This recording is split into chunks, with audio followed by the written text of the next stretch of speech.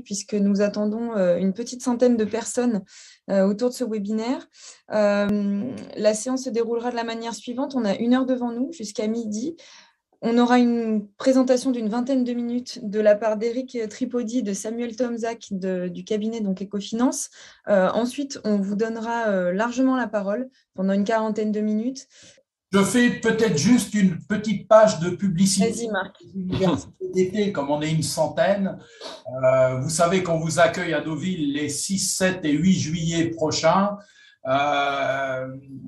Inscrivez-vous assez rapidement parce que vous aurez sinon des risques de difficulté à trouver un hébergement. Donc, on m'a chargé hier au Bureau national de refaire un peu ce petit rappel. Je rappelle, vous allez sur le site de la DGCF, vous inscrivez 6, 7 et 8 juillet. C'est des universités assez exceptionnelles. On n'a pas donné encore les noms de tous les gros intervenants, mais vous aurez cette année des surprises en termes d'intervenants de renom. Et voilà, donc je voulais juste faire cette petite publicité de rappel. Merci Juliette de m'avoir laissé m'exprimer. Et j'ajoute que je vous mets le lien dans le chat directement pour les inscriptions. Comme ça, vous pourrez retrouver assez facilement le programme et le lien d'inscription pour celles et ceux qui ne l'auraient pas fait. Voilà. Et maintenant, Éric, je te passe la parole. Merci Juliette, merci Marc. On a hâte de se retrouver à Deauville puisque l'été est déjà là. Donc, on a hâte de se retrouver dans ce cadre enchanteur qu'est Deauville. Sujet d'actualité, de forte actualité aujourd'hui. On est ravis d'être là avec Samuel et de vous accueillir pour en parler. La CVE qui, vous le voyez dans le titre, une nouvelle espèce menacée. Comment agir? Donc, le but de ce webinaire, c'est de vous présenter évidemment rapidement la CVE et de vous montrer comment vous allez, pour vos territoires, agir sur ces ressources. Alors, l'introduction, comme on l'a dit, le déroulé de cette intervention, comme l'a dit Juliette, une partie introductive pour mettre en perspective justement ce sujet au sein de votre stratégie ressources, la stratégie ressources de votre collectivité. Derrière, on va vous faire aussi un retour d'expérience. Donc, ça sera 20 minutes de présentation et aussi après une partie sur des retours d'expérience sur nous, comment on est intervenu au niveau de la CVAE avec les collectivités. Et enfin, évidemment, tout au cours de cette présentation, vous pouvez interagir, soit directement via le chat, en effet, et après, on verra comment on prend les questions au fur et à mesure, et il y aura un temps dédié, bien sûr, à la fin. Les ressources au cœur de votre stratégie, la question des ressources se pose de façon critique aujourd'hui, vous le savez bien, et parce que beaucoup de défis, transition écologique, sécurité sanitaire, cadre de vie, pouvoir d'achat, ils se multiplient. Et c'est vrai que le bloc local, aujourd'hui, est en position de force pour assurer justement cette résilience, la résilience des territoires dans les années à venir. Et en tête de pont, qui est-ce qu'on trouve? Évidemment, ce sont les intercommunalités, puisqu'elles peuvent, et elles ont la légitimité pour le faire, fédérer le réseau des acteurs publics locaux, car elles se trouvent à l'intersection entre le service public de proximité et la mise en place des fonctions structurantes de l'économie, de l'habitat, de la mobilité et de l'aménagement du territoire. Sauf que aujourd'hui, on s'aperçoit qu'il y a une remise en question et par-delà cette problématique-là, il y a aussi un souci de se dire comment on va pouvoir assurer, comment on va pouvoir garantir les moyens de l'action publique locale. Quelles vont être nos ressources pour pouvoir le faire? Et autant jusqu'à présent, la question ne se posait pas de façon aiguë parce que les choses se reconduisaient finalement d'une année sur l'autre et il n'y avait pas trop d'inquiétude. L'inquiétude grandit aujourd'hui par rapport aux différents événements que nous connaissons. Et on se pose vraiment cette question de façon importante depuis quelques mois, dans un contexte d'incertitude qui ne cesse de croître. Donc, il va falloir que vous puissiez mettre en place un véritable cycle de ressources pour pouvoir vous projeter à long terme et surtout garantir finalement la capacité d'agir et la solidarité intercommunale qui est essentielle pour pouvoir assurer le rôle et que le bloc local puisse assurer son rôle demain.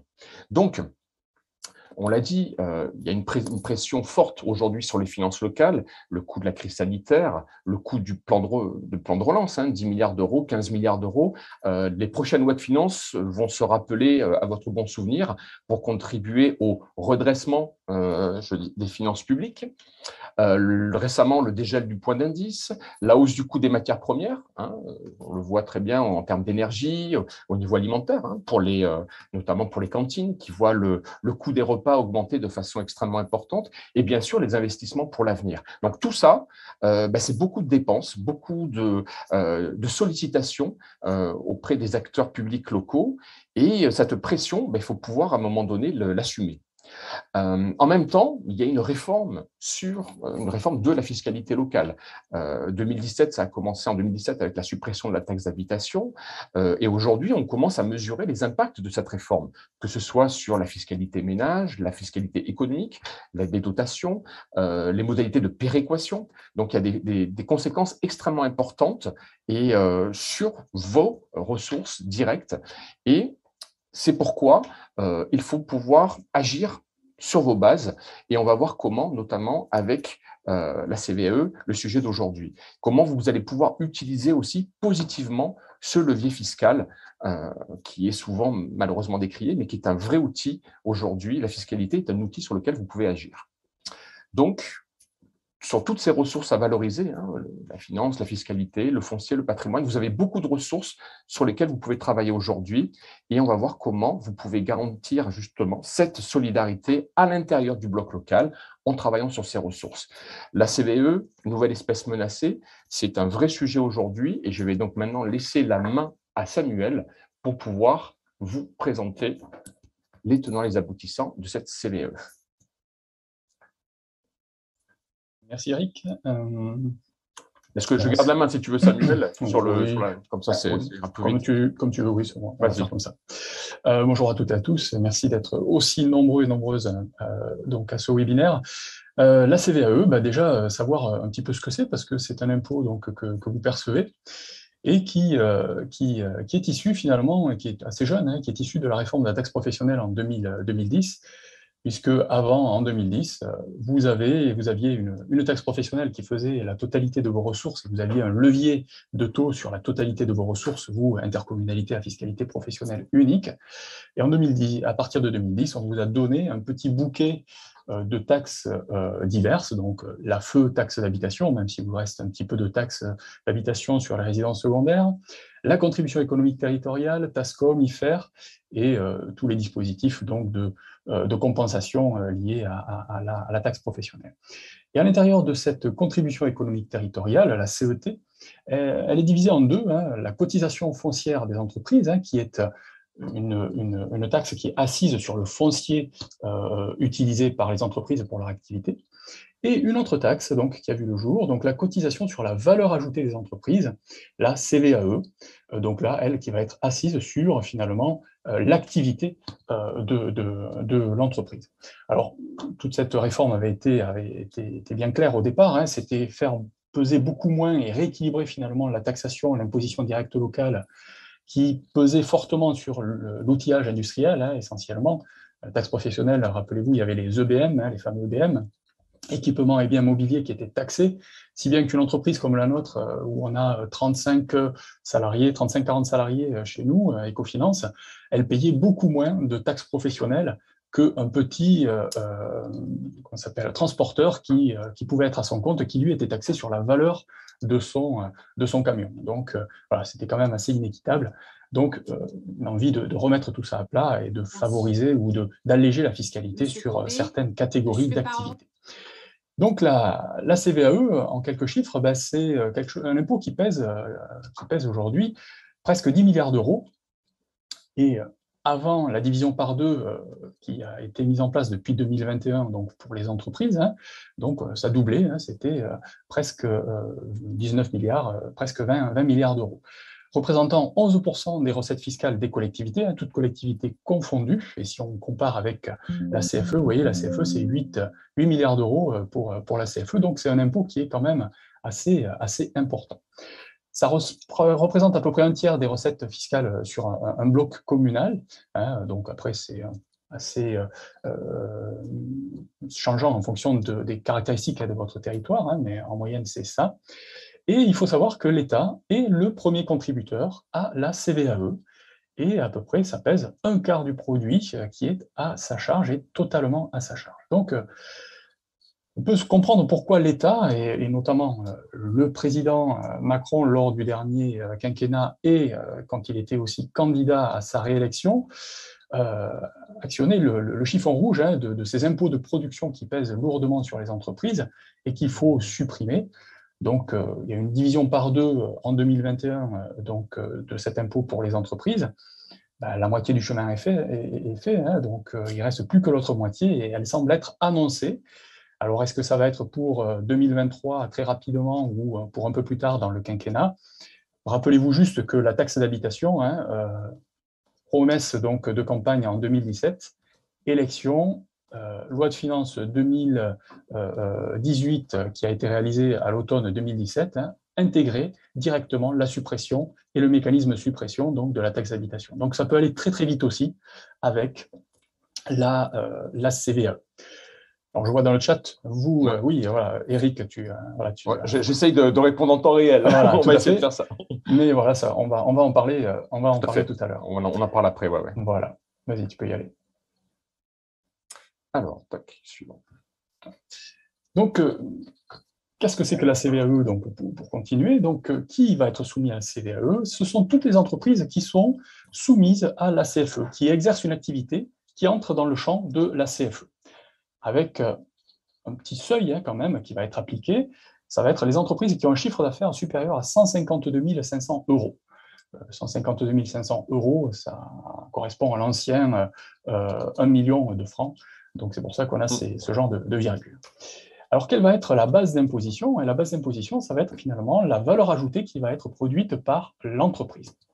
D'accord? Et l'entreprise va payer cet impôt à l'État, c'est donc du coup un impôt national. Et après, l'État, donc là il y a la petite animation, va redistribuer finalement cet impôt entre les collectivités. Donc ça va être un impôt qui va être territorialisé. Donc les collectivités le percevant, ça va être le bloc communal et les départements. La région ne perçoit plus cette CVAE depuis 2021. Donc 53% va être réparti au niveau du bloc communal et 47% au niveau des départements. Et ça va être parti aussi en fonction de l'implantation des entreprises et des établissements de ces entreprises et des lieux d'emploi, notamment pour les entreprises multi-établissements, mais je reviendrai plus tard là-dessus. Donc, impôt territorialisé qui est payé par les entreprises à l'État et l'État redistribue en fonction donc, de certains critères que vous avez là entre collectivités et entre territoires et lieux d'emploi. Alors, il faut dissocier déjà dans cet impôt pour le comprendre les assujettis, l'entreprise qui va être assujettie, donc qui va être obligée de faire une déclaration, et l'entreprise qui va être redevable, c'est-à-dire qui va payer une cotisation. Vous voyez sur la gauche, hein, je vous ai fait une petite échelle donc, sur le chiffre d'affaires que peut produire donc, une entreprise. Hein. Si j'ai un chiffre d'affaires donc en tant qu'entreprise, moi, qui est inférieur à 152 500 euros, je ne vais pas être concerné par cette taxe, et donc je ne vais pas la payer. D'accord. Entre 152 500 et 500 000 euros de chiffre d'affaires, je vais être assujetti, c'est-à-dire je vais avoir l'obligation de faire un déclaratif à l'administration, mais je ne vais pas être redevable parce que, ici, je ne vais pas payer de cotisation et c'est l'État qui va intégralement payer ma cotisation aux collectivités. Donc, ça répond à la première question, donc pourquoi l'État est le premier contributeur? Parce qu'il prend en charge une bonne partie donc, de cette cotisation en dégrévant certaines entreprises, notamment ces entreprises qui ont un chiffre d'affaires entre 152 500 et 500 000 euros. Et quand je suis dans une entreprise donc, qui a entre 500 000 euros de chiffre d'affaires et 50 millions d'euros, je suis assujetti, donc je dois faire une déclaration, et je suis aussi redevable. Et là, j'ai une cotisation qui va être progressive. Donc, je pars de zéro de cotisation si je suis juste au seuil de 500 000 euros de chiffre d'affaires. Et plus je m'approche du seuil des 50 millions, plus du coup, je vais payer ma cotisation et moins finalement, l'État participera au dégrèvement qui lui va être dégressif. Et à partir de 50 millions d'euros de chiffre d'affaires, là par contre, je suis assujetti et redevable, mais je vais payer une cotisation pleine et l'État ne va pas participer donc, à cette cotisation. Donc voilà pourquoi finalement, hein, on a l'État qui est le principal finalement contribuable sur vos territoires à la CVAE, parce qu'il prend en charge une grande partie de cette cotisation par le biais de dégrèvements, soit en totalité pour des entreprises qui ont un petit chiffre d'affaires, soit en partie, mais en grosse partie, donc, et de façon dégressive, entre un chiffre d'affaires de 500 000 euros à 50 millions d'euros, ou pas du tout pour les très grandes entreprises. Donc, deux principales composantes à retenir pour la CVAE. Donc, il y a une cotisation payée par les entreprises ou pas, mais que vous percevez en tant que collectivité. Donc, pour les chiffres d'affaires des entreprises, donc un chiffre d'affaires supérieur à 500 000 euros. Et il y a un dégrèvement de l'État pour les entreprises dont le chiffre d'affaires est inférieur à 50 millions d'euros. Vas-y, Eric. Alors, pour le montant donc, payé par l'entreprise, je le disais tout à l'heure en préambule, la base d'imposition, c'est la valeur ajoutée de l'entreprise. Alors, c'est calculé, donc c'est dans les articles du Code général des impôts, je ne vais pas rentrer dans le détail, mais grosso modo, c'est le chiffre d'affaires, moins tout ce qui coûte finalement à l'entreprise pour arriver à réaliser ce chiffre d'affaires, en enlevant, je mets à part, la partie salaire qu'il ne faut pas intégrer. Donc voilà comment va être calculée la valeur ajoutée. Il y a un taux d'imposition théorique unique qui va s'appliquer, qui est de 0,75%, donc appliqué à cette base d'imposition. Ce taux est donc 0,75 depuis 2021. Il était avant de 1,5% avant donc la diminution par 2 finalement de cette CVAE. Donc un dégrèvement automatique pris en charge par l'État, je viens de vous l'expliquer, quand on a un chiffre d'affaires inférieur à 50 millions d'euros. Un dégrèvement supplémentaire de 500 euros si votre CA en tant qu'entreprise est inférieur à 2 millions d'euros. Avant, c'était 1 000 euros. Une cotisation minimum qu'il faudra payer de 125 euros lorsque votre chiffre d'affaires donc, est supérieur à 500 000 euros. Avant, on était à 250 000 euros. Et vous avez là le petit tableau de calcul, si vous voulez vous amuser à calculer le taux effectif d'imposition en fonction, donc, première colonne, de votre chiffre d'affaires. Deuxième colonne, c'était avant la division par 2 donc, de cet impôt. Et donc la troisième colonne, c'est à compter donc, du millésime d'imposition 2021, donc on y est déjà, vous avez les formules pour une entreprise pour pouvoir calculer finalement ce qu'elle doit le taux finalement effectif qu'elle va appliquer à sa valeur ajoutée en fonction donc, de son chiffre d'affaires. Vous voyez, c'est relativement progressif, entre 0 et 0,75% si vous faites une petite opération ou vous faites une petite programmation sur un tableau Excel. Voilà.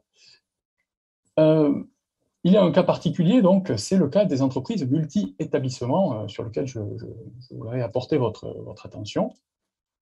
Parce que, comme je vous l'ai dit tout à l'heure, la répartition de cette valeur ajoutée, donc du produit fiscal que va payer l'entreprise et que vous allez récupérer en tant que collectivité, va se faire en fonction donc, des établissements de l'entreprise et des lieux d'emploi de ces établissements. Alors, il faut bien distinguer, quand je parle entreprise, l'entreprise, c'est la maison mère avec tout le monde, et les établissements, c'est finalement les diverses antennes que l'on peut avoir sur le territoire. Bon, si je prends Airbus, puisqu'on est sur Toulouse-Blagnac, donc nous, on les connaît bien, ils sont en effet effectivement sur Blagnac, sur Colomiers, sur Cornebarieux, ici, après, sur Toulouse, mais ils sont aussi sur Saint-Nazaire, je sais qu'ils sont sur Nantes, ils sont certainement sur la région parisienne aussi. Voilà, c'est autant d'établissements que la société Airbus peut avoir. Donc l'entreprise Airbus va payer son impôt, sa CVAE, à l'État, et l'État va répartir cette CVAE donc, sur l'ensemble des territoires où Airbus a une entité. Et cette répartition va se faire donc, avec une clé qui est bien précisée. Pour les 2/3 de cette répartition, ça va se faire sur les effectifs salariés présents sur les territoires, donc ce qu'on appelle les équivalents temps plein, ETP. Et pour 1/3, ça va se faire sur la base fiscale de CFE, donc c'est-à-dire sur les bâtiments, si j'ai des gros bâtiments ou des petits bâtiments. Avec une petite subtilité, c'est que on va avoir une surpondération donc des établissements industriels, à savoir qu'ils vont être au niveau de la base d'imposition multipliée par 42, donc ça va peser assez lourd.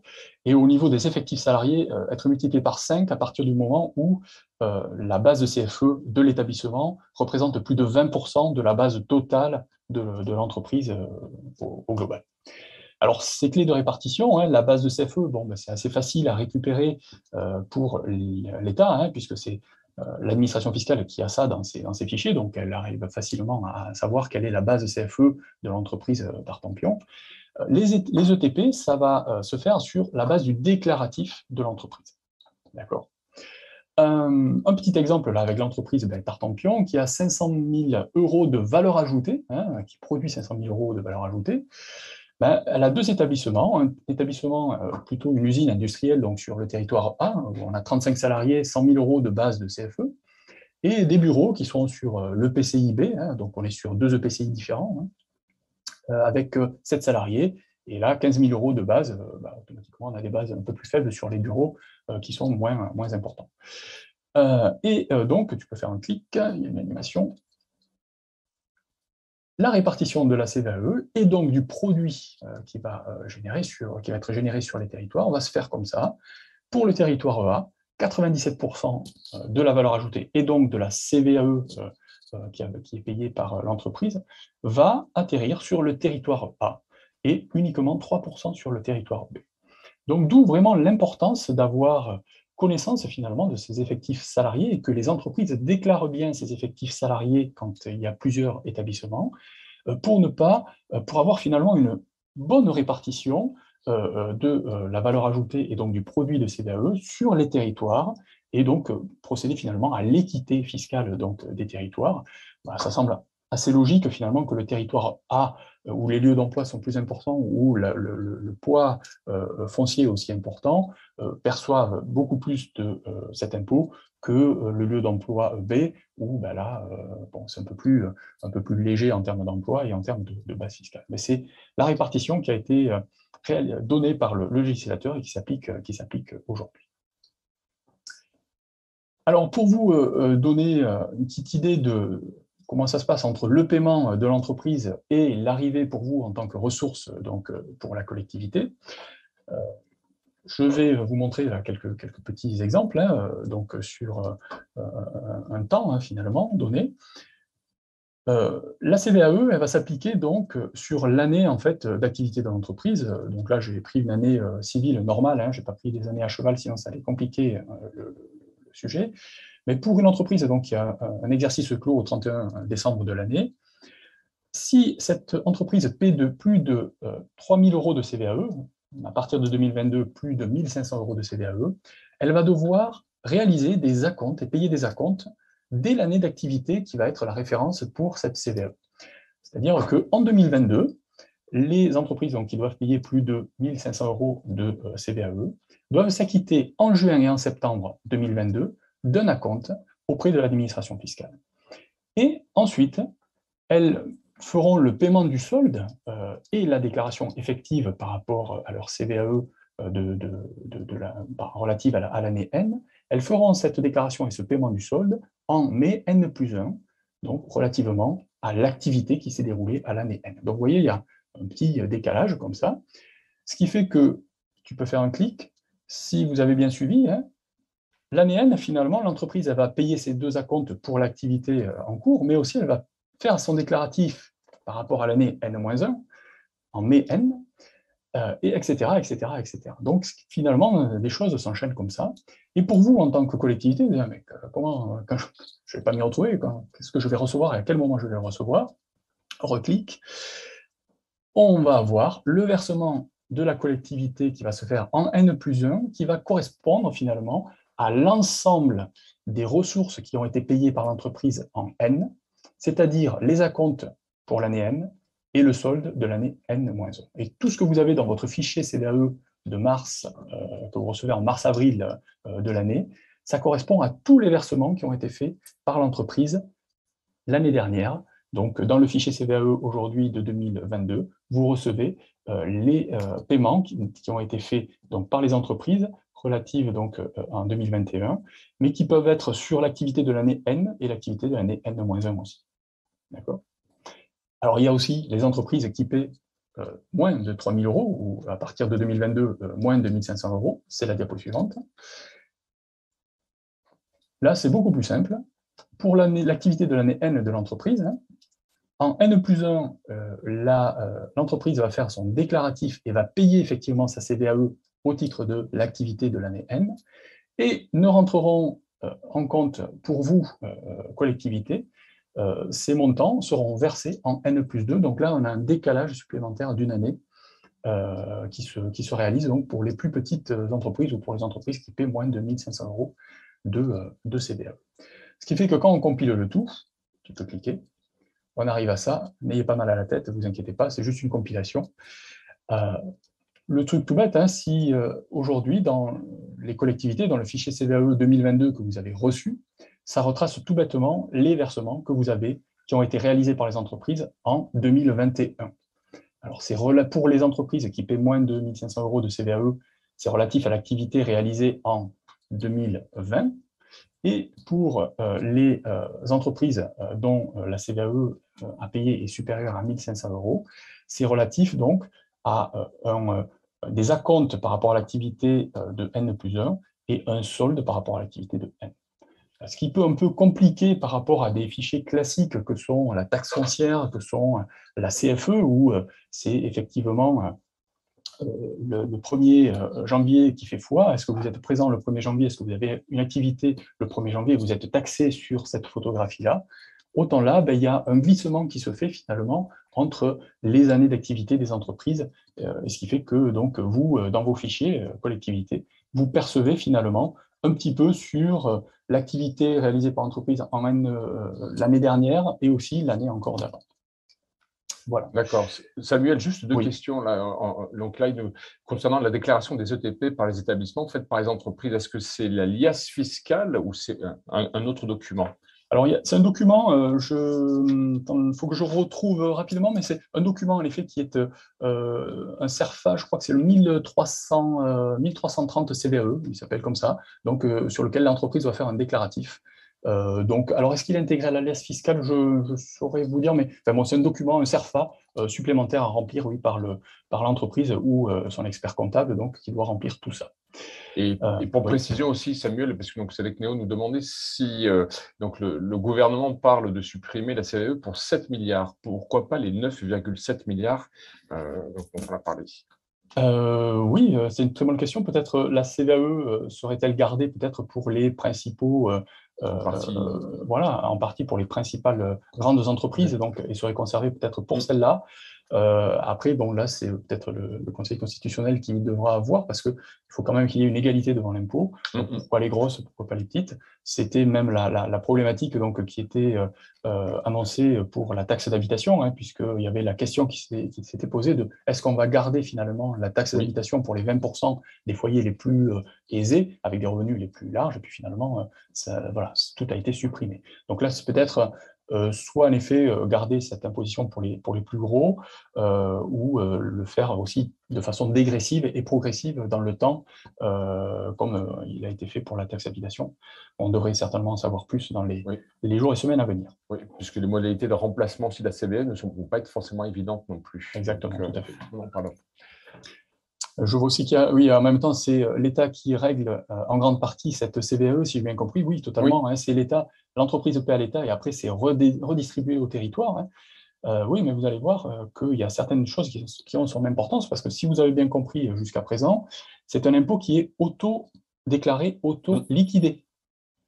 C'est-à-dire que c'est l'entreprise qui déclare et qui paye. D'accord ? Elle fait ses acomptes en juin, en septembre. Elle fait sa déclaration en mai l'année suivante et elle paie son solde, alors qu'il peut être positif ou négatif, ça dépend si elle a fait des gros acomptes avant ou pas, mais c'est elle qui gère tout. C'est-à-dire qu'après, l'État, lui, il vérifie rien, on va dire.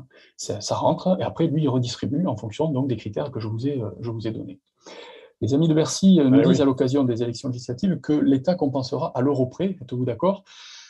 Oui, comme il a pu le faire donc, sur la taxe d'habitation. C'est ça. Voilà. Admettons que vous soyez, que cette CVAE soit supprimée et qu'elle soit compensée par de la TVA, ce qui pourrait être fort possible, notamment pour le département, et vous aussi, EPCI à fiscalité professionnelle unique, puisque vous en percevez déjà. Donc, on va continuer dans cette démarche-là, et ça semble logique. Donc voilà, on va vous donner une quote-part supplémentaire de TVA nationale, et donc du coup, effectivement, vous perceviez 100, l'année de la suppression, on va vous redonner l'équivalent de 100 en TVA, et puis après, vous aurez une évolution qui va se faire uniquement sur la TVA. La dynamique. La dynamique va porter uniquement sur la TVA et ne portera plus finalement sur la dynamique de l'activité économique de votre territoire. Donc, si une entreprise vient s'installer sur votre territoire, là où elle aurait dû vous payer une CVAE en s'installant, vous n'aurez pas plus de TVA liée, enfin, je pense, voilà, ça va être la problématique. Est-ce qu'il va y avoir des aménagements qui vont être faits justement pour essayer de voir comment on peut prendre en compte une dynamique économique sur un territoire? Ça peut être possible aussi. Le législateur peut aller dans ce sens-là, mais ça risque de compliquer les choses. Quand les entreprises ferment ou partent, oui, elles vont payer finalement leur CVAE en fonction donc, du temps qu'elles vont être sur un territoire. Donc ça va se proratiser en fonction donc, de ce temps-là sur un territoire. Merci déjà pour vous répondre à ces questions, Samuel. Donc, on va voir maintenant, avec un retour d'expérience, quelle menace pèse pour la CVAE, tu l'as rappelé tout à l'heure, avec la disparition programmée finalement de cette ressource, et comment est-ce que les collectivités peuvent agir et préserver, je dirais, cette ressource, et en tous les cas, pouvoir s'assurer la meilleure compensation possible le moment venu.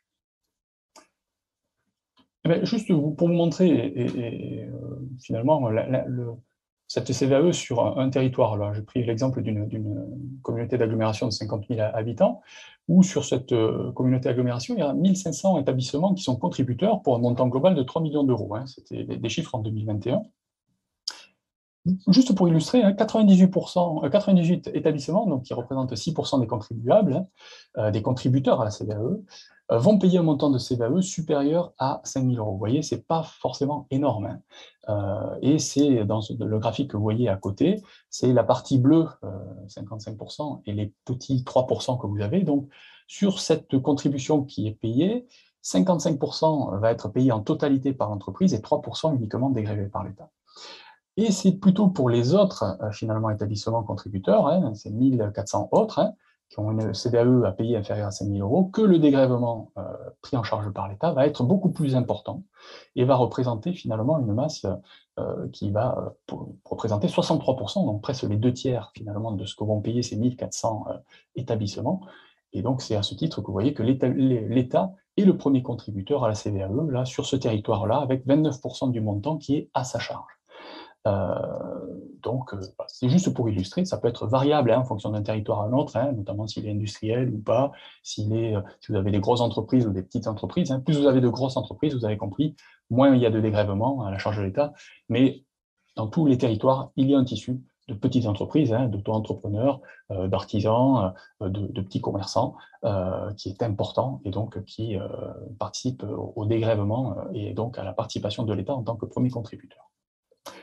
Alors, si on devait supprimer, c'est pas moi, mais si l'État, le législateur devait supprimer dès la loi de finances 2023 cette CVAE, on va partir sur ce principe-là, ça pourrait aller très très vite, comme je vous le disais tout à l'heure. Comment on pourrait essayer d'améliorer finalement cette sauce, si vous avez bien compris, vous allez certainement être compensé à l'euro près, donc plus vous aurez une CVAE le plus élevée possible dès 2023, plus vous aurez la compensation en fait, qui sera adéquate et au bon niveau en 2023.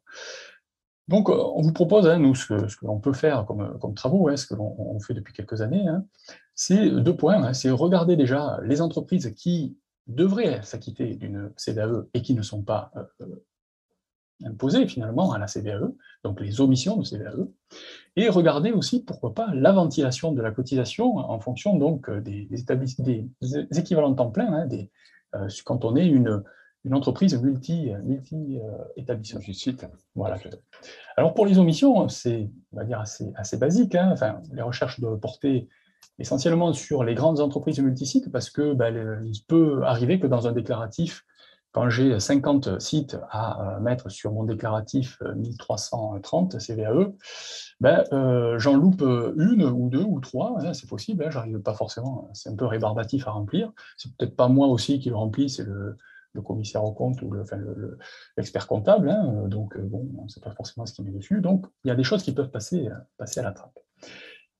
Et aussi sur les petites entreprises, et elles sont fortement ou entièrement dégrévées, vous avez bien suivi le propos, et donc là, il y a une compensation à l'euro près par l'État. Donc, si on peut faire payer l'État, alors ça vient d'une autre poche, mais d'accord, mais si c'est l'État qui paye à la place de l'entreprise, je pense que ça n'émeuvra, ou je ne sais pas dans l'expression, ça ne pourra pas émouvoir personne. Ouais. Voilà, merci. Alors oui, comment trouver ces renseignements? Vous allez voir, c'est la transition. Ben, c'est suite en fait au fichier CVAE que vous recevez chaque année, et vous recevez ce fichier CVAE en mars-avril, hein, en principe il est sur le portail Internet de la gestion publique, hein, le PIGP, Helios, comme vous pouvez l'appeler aussi pour certains. Donc c'est un fichier CSV, donc qu'on peut lire sur un tableur, hein, ODS ou Excel, et vous avez finalement l'ensemble des entreprises qui sont taxées à la CVAE. Si vous avez bien suivi au démarrage, hein, une entreprise donc, est soumise à la CVAE à partir du moment où elle rentre dans le champ d'activité de l'activité rentre dans le champ de la CFE, donc elle paie une CFE, et son chiffre d'affaires est supérieur à 152 500 euros. Donc, il suffit de prendre les entreprises qui sont présentes à ma CFE en 2021, je regarde mon fichier CVAE 2022, si elle a un chiffre d'affaires de plus de 152 000 euros de chiffre d'affaires, elle est dans mon fichier CVAE, elle n'est pas omise. Si par contre je ne la retrouve pas, c'est une anomalie, et donc c'est une omission de la part de cette entreprise qui a oublié de déclarer finalement sa CVAE. Donc vous voyez, c'est ce que je dois avoir, les entreprises que j'ai dans mon fichier CFE 2021 et qui ont un chiffre d'affaires supérieur à 152 000 euros, je dois les retrouver automatiquement dans mon fichier CVAE 2022. Si ce n'est pas le cas, c'est une omission et je peux le signaler à l'administration fiscale. Alors, on vous a mis quelques exemples hein, que l'on a pu faire sur des territoires. Hein. Là, ben, en bleu, 34 signalements d'anomalies, hein, ce n'est pas forcément beaucoup hein, sur certains territoires. Hein. Il y avait 4 établissements qui avaient un chiffre d'affaires supérieur à 2 millions d'euros. Donc, vous voyez, essentiellement 30 qui sont des petites entreprises. Hein. 32 mises à jour qui ont été réalisées, donc un beau taux de mise à jour, 41 000 euros de produit fiscal pour la collectivité en plus, et sur ces 41 000 euros, c'est 77% qui sont pris en charge par l'État. Donc, mis à part les 4 établissements dont le chiffre d'affaires est supérieur à 2 000 euros, qui sont des gros établissements de mémoire, hein, où là, il y a une rétroactivité aussi qui s'est faite sur 3 années, donc il y a eu un montant assez conséquent qui vient aussi de ces établissements. Les autres établissements n'ont pas payé ou très très peu payé, hein, on va dire une centaine d'euros peut-être, le reste étant pris en charge et à la charge de l'État. Pareil, donc, vous voyez, 55 signalements sur l'orange ici, avec moins de mise à jour, 28. Hein. Donc là, c'est vrai qu'en fonction donc, de ce chiffre d'affaires hein, qui peut varier, hein, passer au-dessus des 152 000 euros ou au-dessus des 500 000 euros, voilà, on peut avoir donc, des mises à jour qui sont plus ou moins bien prises en compte par les services de l'État. Voilà, en jaune, vous avez en bas 73 signalements d'anomalies, 74 millions d'euros 74 000 euros pardon, de produits fiscaux récupérés par cette collectivité-là, avec 88% donc, de prise en charge par l'État, donc c'est pas négligeable. Alors, est-ce que je trouve en effet le chiffre d'affaires sur la CFE? C'est la difficulté, en effet, de pouvoir trouver ce chiffre d'affaires. Sur la CFE, pour certains, vous avez une indication du chiffre d'affaires, notamment pour ceux qui peuvent être soumis à la cotisation minimum de CFE. Hein, la cotisation minimum de CFE, alors je ne vais pas rentrer dans le détail, mais elle va être variable parfois en fonction du chiffre d'affaires produit par l'entreprise. Hein, et donc, du coup, vous pouvez vous aider de cette donnée-là. Elle n'est pas renseignée tout le temps, et du coup, après, il faut aller faire la démarche de trouver éventuellement ce chiffre d'affaires.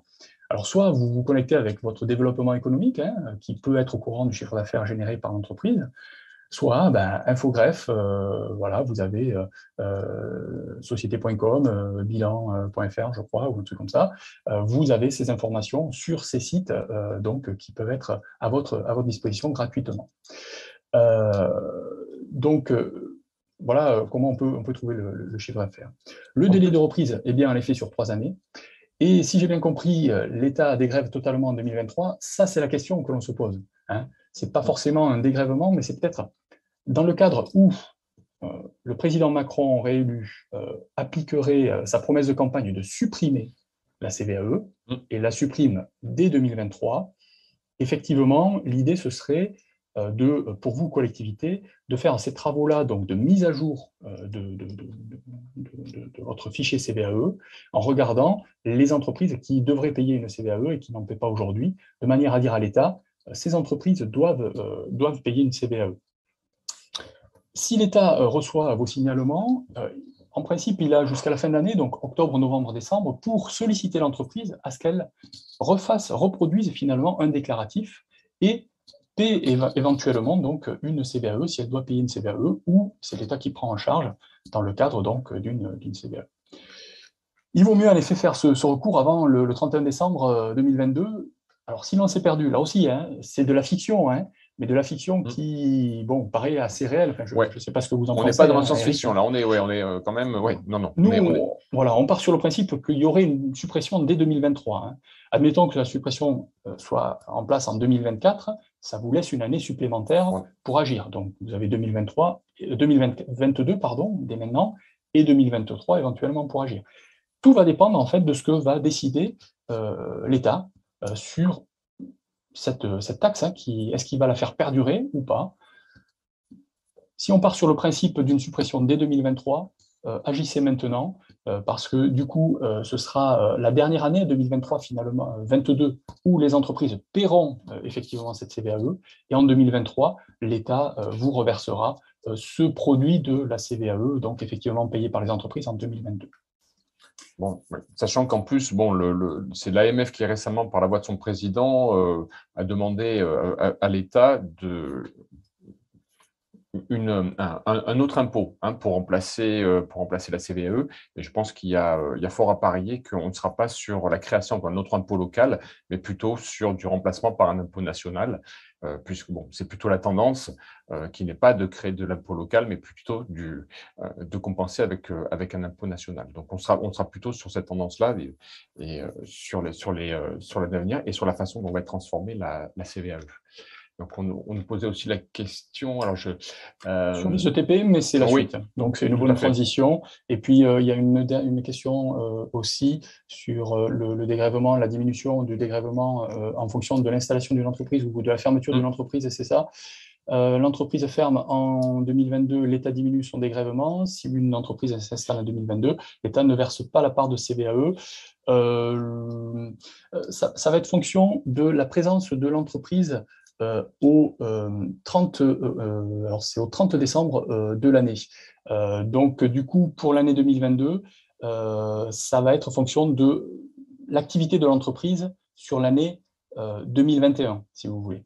Donc, si en 2022, l'entreprise s'en va ailleurs, vous percevrez, vous, en tant que collectivité, vu que son activité était en 2021 et était sur votre territoire, donc ça, il n'y a pas de souci. Mais par contre, pour la part 2022, ça va être celle qui va être reversée là où elle va déménager finalement et sur l'autre territoire où elle va être finalement payée.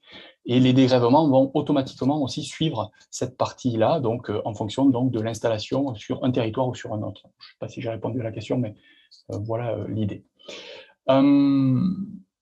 Une entreprise créée au dernier trimestre 2021 risque d'un CA plus faible, prise en compte dans le produit de CVAE 2022, oui, mais oui, effectivement, donc si une entreprise s'installe au dernier moment sur votre territoire, donc c'est vrai que le chiffre d'affaires sur l'année en cours va être faible, donc la valeur ajoutée aussi, donc du coup, vous allez percevoir un produit qui va être dérisoire, mais l'année suivante, alors, si tant est que la CVAE perdure, l'année suivante, vous allez être sur une année pleine, donc avoir le bon niveau de CVAE. Alors, l'autre, du coup, possibilité donc, de travaux à faire, hein, c'est justement travailler cette ventilation de la cotisation en fonction des équivalents temps plein, donc de la présence finalement des salariés sur les territoires. Là, je vous montre un petit exemple, hein, sur un territoire, hein, toujours la même CA de mémoire, il y a sur le fichier CVAE 236 entreprises qui sont considérées comme multisites, mais qui, dans le territoire, n'auraient aucun effectif déclaré sur le territoire. Donc là, ça pose vraiment problème. Et là, je vous mets un petit exemple de l'entreprise ABC, qui a 3 sites en France, 167 ETP qui sont déclarés. Et le déclaratif sur le territoire, c'est 0 salarié, mais par contre, une base de CFE de 70% de l'ensemble des 3 sites. C'est-à-dire qu'il semblerait qu'il y ait un site important et prépondérant, donc 70% de la base fiscale qui est sur ce territoire-là, mais par contre, pas de salariés à l'intérieur, alors qu'il y aurait du coup, sur les 2 autres sites en France, 167 salariés. Donc là, il y a clairement une erreur ou une anomalie ou un défaut de déclaratif donc, de cette entreprise qui a oublié de déclarer les ETP qui sont effectivement présents sur les salariés qui sont effectivement présents sur ce territoire. Et ça a une incidence importante parce qu'aujourd'hui, cette entreprise, du coup, ou le versement de la valeur ajoutée et donc du produit fiscal de cette entreprise sur ce territoire, il n'est seulement que de 25% du global payé par l'entreprise ABC en France. Et ça ne reflète pas du tout la réalité du territoire. Donc là, on est sur de l'iniquité, finalement, entre la répartition de la CVAE qui va se faire sur les territoires. Et donc, travailler cette partie-là, c'est travailler pour une plus juste répartition de la CVAE sur les territoires. On ne va pas faire payer plus l'entreprise, l'entreprise elle va payer la même chose, mais par contre, c'est la ventilation sur les territoires qui va se faire donc, de façon beaucoup plus fine et beaucoup plus juste. Voilà, il faut vraiment avoir ça en tête. Et donc là, quand vous allez dans votre fichier CVAE, c'est un fichier donc, qui doit avoir une vingtaine de colonnes de mémoire. Si vous allez vers la fin des colonnes, vous avez cette fameuse colonne donc, établissement unique qui apparaît. Donc là, il suffit de choisir ici, quand vous êtes établissement unique, oui, vous les enlevez, établissement unique, non, il faudra les prendre. On peut faire 1 ou 2 clics ou 3. Établissement par ETP par établissement, donc c'est la deuxième colonne que je vous montre ici, il faudra prendre en compte du coup là où vous avez des zéros.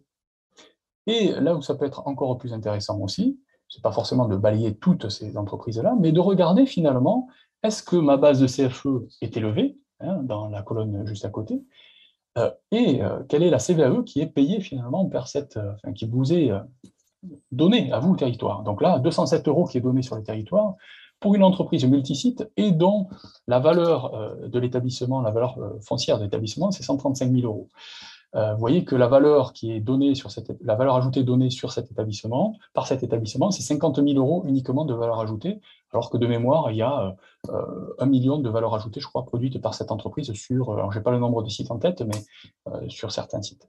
Là, il y a vraiment une erreur, parce que si les établissements, les ETP de cet établissement étaient correctement identifiés, on aurait non pas 207 € de CVAE qui seraient alloués à votre territoire, à ce territoire-là, mais certainement beaucoup plus, je ne pourrais pas vous dire, mais peut-être 5-6 000 €, ça peut aller dans cet ordre d'idée. Tu peux passer à la suivante. Comment faire là-dessus? Puis j'ai vu passer dans le chat que les fiscaux ne sont pas très réactifs sur ce côté-là. Effectivement, c'est plus ou moins réactif. Mais il faut signaler des anomalies qui soient basées sur des faits et du concret. Donc vous avez la connaissance du tissu économique, vous savez à peu près le nombre d'emplois qu'il y a sur votre territoire, utilisez ces connaissances-là. Les sites internet aussi des entreprises, où vous pouvez avoir le nombre d'emplois qui est réparti par établissement. Si vous êtes une autorité organisatrice du versement mobilité, vous, PCI, servez-vous des informations que vous pouvez avoir là-dessus. Les entreprises sont tenues de déclarer leurs effectifs pour le versement mobilité. Donc, servez-vous de cela et opposez-le à l'administration fiscale et ça fonctionnera. Il n'y a pas de souci. Ne signalez pas non plus tout et n'importe quoi. Je vous montre un exemple ici, il faut au moins que le territoire récupère au moins 100 000 € de valeur ajoutée. 100 000 € de valeur ajoutée, si je vous mets le petit calcul, la part qui va revenir à l'EPCI en termes de CVAE, c'est la valeur ajoutée fois le taux qui va s'appliquer, donc les 0,75, fois la part qui revient à l'EPCI, c'est 53%, et 47% sont au département, donc on ne s'en occupe pas. Donc si j'applique ça avec une valeur ajoutée qui reviendrait sur votre territoire de 100 000 €, ça représente 400 € de produit fiscal récupéré par votre territoire. Donc ça, c'est vraiment un minimum. Moi, je mettrai la barre éventuellement un peu plus haut, après ça dépend de votre territoire, mais l'idée, ce n'est pas de donner à l'administration fiscale 50 signalements et qu'elle ne les traite pas. Donc, plutôt lui donner une dizaine de signalements où il y a un niveau important à récupérer de fiscalité, qu'elle les traite et que vous récupériez du coup derrière comment ça s'appelle, le vrai produit fiscal que vous pouvez avoir. Alors oui, est-ce qu'on habille Paul au détriment de Pierre? Oui, c'est certain, c'est ça, c'est normal, ouais. C'est de l'équité fiscale. C'est ça surtout. Voilà, appliquer finalement la loi et que la loi soit la même finalement sur l'ensemble des territoires. C'est dommage quand finalement, en effet, un territoire ne perçoit pas ce qu'il devrait. Alors c'est certain, c'est peut-être réparti sur 1, 2, 3 ou 20 autres territoires, hein, mais bon, il vaut mieux essayer de répartir ça correctement et de le faire de façon propre. Oui, propre et juste. Alors. Donc voilà, ce qu'on voulait vous signaler, et ou peut-être vas-y Eric, hein, je vais te laisser parler. Non, mais c'est long et très long. Mais c'était très précis, donc non, mais c'est très bien. Et donc c'est vrai à retenir hein, sur ce qu'on vous dit aujourd'hui par rapport à vos ressources et vos recettes de CVAE, c'est qu'il faut vraiment agir maintenant, parce que c'est aujourd'hui que, en plus, l'État travaille sur enfin que l'administration fiscale peut prendre en compte les signalements qui peuvent être faits. Donc il faut agir dès maintenant. Si on gagne une année et que la CVAE n'est pas supprimée dès l'année prochaine, ça sera toujours une année de gagner. En attendant, il faut travailler aujourd'hui pour pouvoir avoir, donc, évidemment, une prise en charge par l'État et non pas par l'entreprise. Ça, c'est important aussi. Ce ne sont pas les contribuables qui paieront directement. Hein. Donc, il y a une part importante des contribuables dont la CVAE sera payée par l'État directement. Et également, ce qui est important à voir, ce sont des recettes supplémentaires pour votre budget N+1. Donc, le travail que vous faites aujourd'hui, ça sera des recettes pour vous sur l'année prochaine. Donc, double enjeu, c'est d'avoir des recettes au plus juste et grâce à l'équité fiscale. Et là aussi, hein, il y a un travail à faire, à fournir par la collectivité pour avoir ces recettes-là. Et c'est surtout quand il faudra parler compensation et quand il faudra avoir une compensation de cette CVAE, eh bien, pour avoir la compensation la plus juste et qui correspond le mieux à vos recettes fiscales. Donc voilà ce qu'il faut retenir, c'est que agir maintenant, ce ne sont pas forcément les entreprises qui paieront, mais une grande partie, c'est l'État qui payera directement, et ce sont des recettes supplémentaires pour vous, donc sur le budget de l'année prochaine, et éventuellement sur l'année suivante, si la CVAE n'a pas disparu. Voilà ce qu'on voulait vous dire sur ce sujet. J'étais vraiment un petit peu trop long, je suis vraiment désolé Juliette, hein, mais bon, peut-être on va pouvoir répondre à quelques questions. On a répondu au fur et à mesure, Ouais, voilà, après, pas de souci, on peut prendre quelques questions encore. Hein. Là, j'en ai une là à laquelle je pense je n'ai pas répondu. Quand est-ce que l'État, puisque l'État, c'est lui qui paye en partie, une grosse partie, quand est-ce qu'il règle et à quel moment il règle l'État? Il vous règle donc sur le même principe du calendrier que je vous ai montré un peu avant. Et ça, vous l'avez dans les allocations compensatrices, hein, vous avez ça, donc de l'État sur le deuxième feuillet de mémoire de votre état fiscal 1259. Il y avait une autre question, ou une autre suggestion qui était intéressante, c'est de dire, OK, on pourrait, pourquoi pas, asseoir finalement l'évolution de la TVA à l'évolution de la CVAE, alors si tant est que ce soit la TVA hein, qui compense la CVAE si elle est supprimée, voilà, à l'évolution de la CVAE constatée sur le territoire et à l'installation de nouvelles entreprises, oui, ça pourrait être une idée, pourquoi pas, ça pourrait être quelque chose qui pourrait être continue finalement dans le même principe que là, pourquoi pas, c'est une bonne idée, mais bon, aujourd'hui on ne sait pas trop.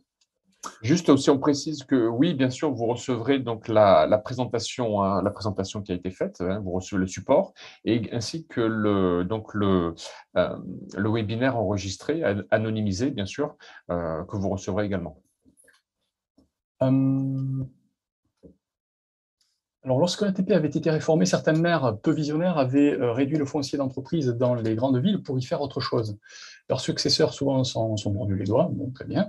Ne craignez-vous pas aussi un regain de manque d'intérêt demain pour attirer sur les territoires des entreprises? Alors, peut-être pourrais préciser la question, mais du coup, il n'y a plus, l'entreprise ne paiera plus donc, de CVAE, mais la CVAE étant un impôt finalement national, il n'y aura pas de difficulté finalement à ce que l'entreprise vienne sur un territoire plutôt qu'un autre. La concurrence finalement entre territoires va se faire uniquement maintenant sur l'impôt qui va être le seul impôt qui va être payé par les entreprises, pour le propriétaire l'ATF, pour l'entreprise occupante, la CFE.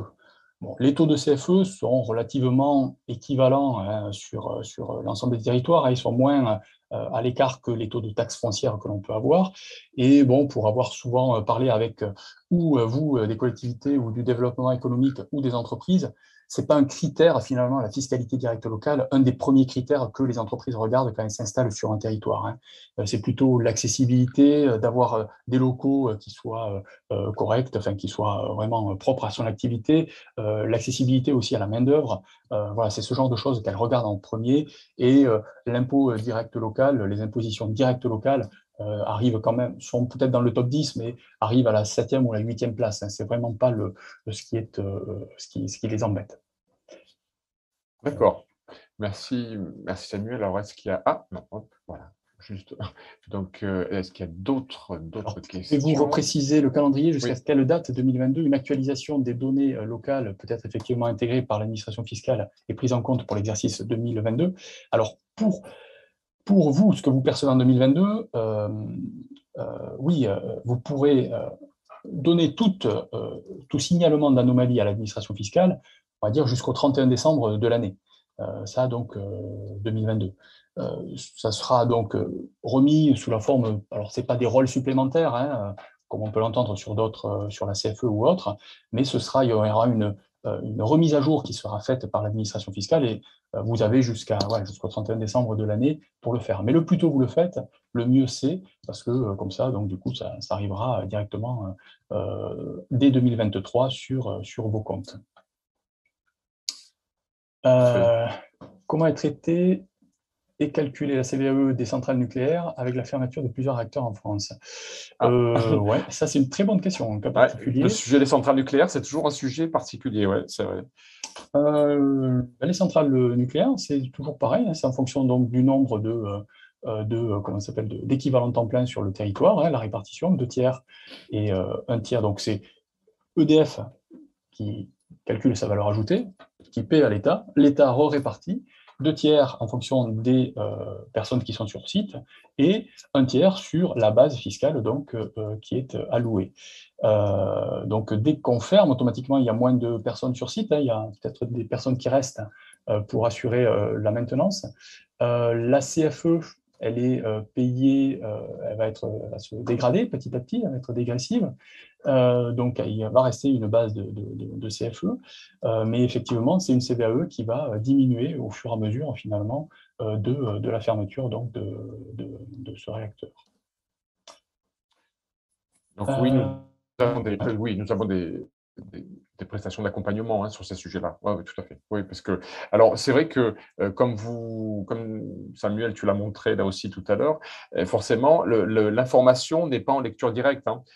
Donc, il faut recouper un certain nombre d'informations pour pouvoir arriver justement à un minimum de certitude qui permettra d'adresser des signalements qualifiés à l'administration fiscale. Donc, oui, on propose là pour répondre donc à la question d'André, on propose juste des prestations d'accompagnement sur ce sujet-là.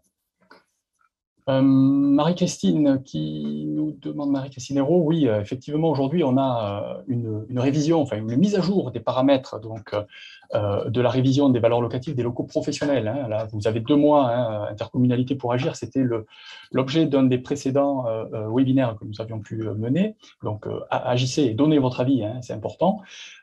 Bon, ça ne va pas forcément pénaliser hein, les territoires, hein, cette base, puisque de ce qu'on a compris hein, de la mise à jour des paramètres, hein, on ne va pas avoir des changements radicaux au niveau de ces bases, même si parfois les secteurs tarifaires vont changer de façon très sensible. Le législateur devrait normalement mettre en place une neutralisation et un nouveau lissage ou planchonnement, à voir comment il va l'appeler, comment il va le faire. Sinon, les incidences et pour les contribuables et pour les collectivités seraient énormes, soit à la hausse, soit à la baisse, et l'État ou le législateur ne peut pas se permettre, je pense aujourd'hui, d'avoir tout le monde dans la rue, parce que là, ça mettrait le feu vraiment aux poudres. Donc, il y aura pas, ce ne sera pas plus pénalisant que ça. Hein, il n'y a pas d'incidence à se faire, de problématiques à se faire. Il risque d'y avoir un lissage et donc ça va se lisser au fur et à mesure du temps. Vous inquiétez pas là-dessus. Il y a suffisamment de sujets sur lesquels on pourrez retrouver du monde dans la rue. Je vous propose de prendre peut-être une ou deux questions avant de clôturer. Oui, puisqu'on est, ça y est, on est dans, ça va, midi, pile. Avoir des ETP à zéro sur des établissements multisites, n'est-il pas correct pour des entreprises style? Oui, vous avez raison, j'ai oublié de le mentionner. Effectivement, sur des entreprises donc, qui sont présentes donc, au niveau national avec du réseau un petit peu partout, donc Enedis, SNCF, Orange, effectivement, elles ne sont pas tenues de déclarer effectivement leurs effectifs et donc la ventilation de la valeur ajoutée ne se fait que par rapport à la base de CFE. Vous avez raison, j'ai oublié de le préciser, mais je crois que c'était marqué de mémoire dans les diapos. Mais voilà, Lionel, vous avez raison. Après, il y a tout un tas d'autres messages, peut-être que je ne sais plus. Non, ça doit être ça. Doit-on formuler notre requête à Bercy ou passer par les directions locales? Passer par les directions départementales. Directions départementales, pas sur Bercy. Certains dossiers, les gros dossiers sont gérés par Bercy, mais ce sera relayé à Bercy par la direction départementale.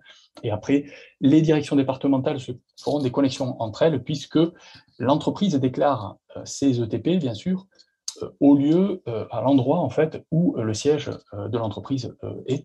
Donc, si le siège de l'entreprise est en Haute-Garonne et que vous êtes sur la Drôme, donc vous allez remonter l'information à la Drôme que les ETP ne sont pas remplis. La Drôme va faire la connexion avec la Haute-Garonne pour dire, oui, il faudra demander à l'établissement, à l'entreprise, pardon, de remplir correctement ses ETP parce que il y a la Drôme qui est pénalisée. D'accord. Voilà, j'espère qu'on a fait le tour. Je suis désolé d'avoir. Mais c'est pas trop mal. C'était un petit peu rapide, mais ça va. Ouais, mais écoute, on a en 1 heure. C'est vrai que c'est pas le format n'est pas forcément facile, mais je pense qu'on a quand même on a fait un peu le tour des différents sujets. En tout cas, merci beaucoup, merci à tous pour votre présence. Voilà, donc sachez que vous allez avoir à disposition bien sûr le support, le webinaire également, donc qui est enregistré, qui sera anonymisé, qui vous sera transmis, et bien sûr on reste à votre disposition, pour répondre à toutes vos questions et les questions que vous pouvez vous poser après le webinaire. On sera là et c'est avec grand plaisir qu'on y répondra. Merci à tous, bon après-midi et puis à bientôt. Merci beaucoup. Merci. Merci. Bonne journée à tous. Au revoir. Bonne journée, merci, au revoir.